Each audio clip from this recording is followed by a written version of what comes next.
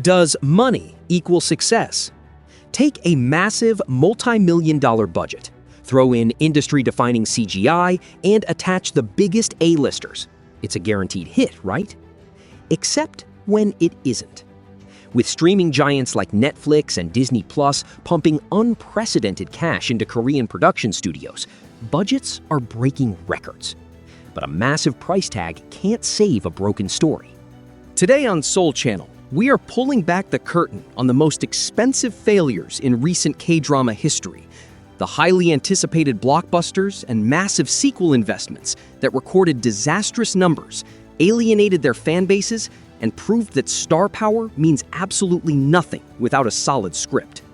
Let's start with a massive streaming-era giant that fell victim to its own scale, Netflix's Sweet Home Seasons 2 and 3. Back in 2020, Season 1 was a global phenomenon, celebrated for its tight, claustrophobic, character-driven tension inside a single apartment building.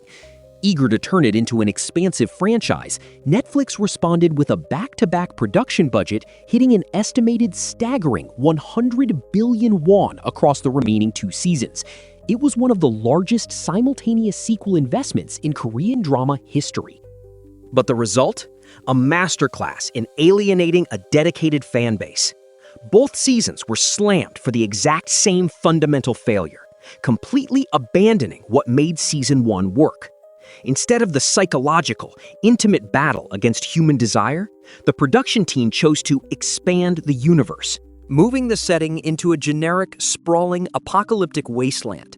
The narrative was instantly suffocated by an overwhelming flood of new military characters, dense, confusing world-building about neo-humans, and clunky, oversaturated CGI.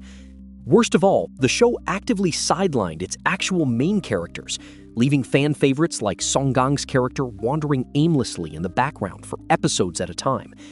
It proved that 100 billion won can buy you endless explosions, but it can't buy back the soul of your story.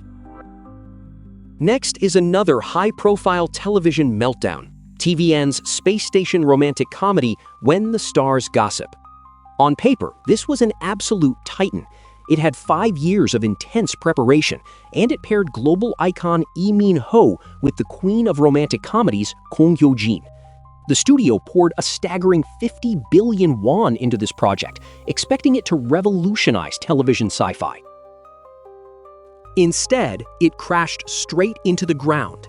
Domestically, viewership ratings plummeted to a dismal 1.8%.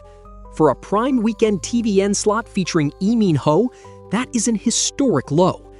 The show traded genuine emotional depth for sheer eccentricity. Viewers tuned in expecting a sweeping, high-stakes space epic. Instead, they were hit with a bizarre, borderline chaotic narrative involving space IVF, fruit fly mating habits, and a script that felt entirely lost in zero gravity. More importantly, the show lacked the one absolute necessity of any romantic comedy: chemistry. The interactions between the leads felt mechanical, and domestic audiences began abandoning the broadcast as early as episode 2. It became a harsh lesson for the networks. You can build a flawless, multi-million-dollar space station, but you can't engineer a heartbeat. Moving on to a project that broke industry financial records before a single frame even aired, the Disney Plus political spy thriller, Tempest. This project pulled off the impossible by pairing 2 of the most elusive giants in Korean cinema, Jun Ji-hyun and Kang Da-won. Backed by a historic 70 billion won budget, expectations were astronomical. But when Tempest actually dropped, the reaction from both critics and casual viewers was a collective shrug. The show became a major talking point for how quickly its massive scale suffocated its own plot. Because it was an intricate spy thriller involving global conspiracies reaching the White House, the narrative needed to be razor-sharp. Instead, it was sluggish and deeply fragmented. Viewers found themselves utterly lost trying to track the endless side plots and double crosses. The pacing crawled when it should have raced, leaving the star-studded ensemble with very little to actually work with. It was definitive proof that placing two industry legends on screen together is just expensive window dressing if the foundation of the script is built on sand. Our final case study takes us into the world of superhero fantasy, 12. This was marketed as Korea's answer to Marvel, a massive action epic centered around 12 zodiac deities fighting demonic forces. It marked the highly anticipated small-screen return of box office titan Ma Dong-suk, alongside fan favorites Park Hyung-sik and Seo Eun-guk. With a 20 billion won budget focused entirely on delivering blockbuster-level action, the premiere actually performed well, hitting an impressive 8.1%.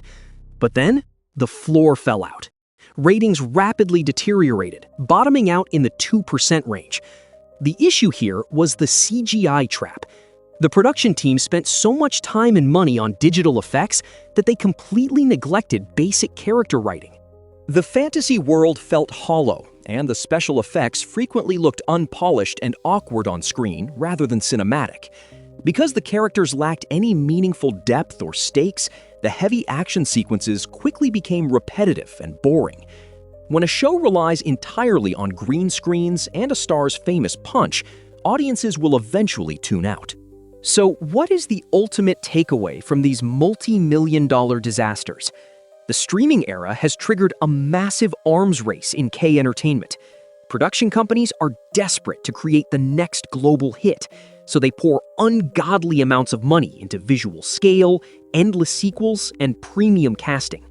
As these massive failures prove, the Korean domestic audience remains fiercely protective of one thing: the writing.